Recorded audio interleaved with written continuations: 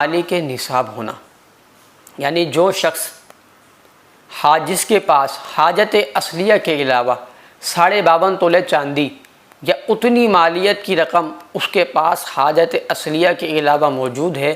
ایسا شخص شریعت کی نظر میں غنی ہے، اور اسی حالت میں یعنی وہ مالک نصاب ہی رہا، یعنی اس کے پاس 52.5 تولہ چاندی کی قیمت یا 52.5 تولہ چاندی یا دیگر اور سامان حاجت اصلیہ کے علاوہ ہو، جن کی رقم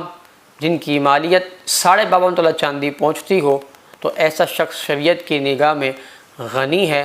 اور جو ایام قربانی ہیں ان میں یہ شرائط پائے جائیں تو ایسے شخص پر قربانی واجب ہے۔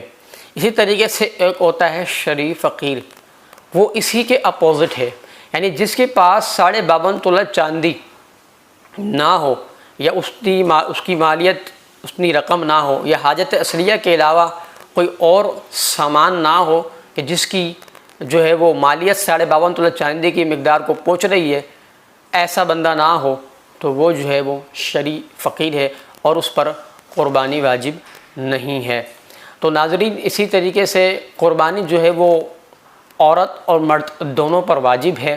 ایسا نہیں ہے کہ صرف مردوں پر واجب ہے۔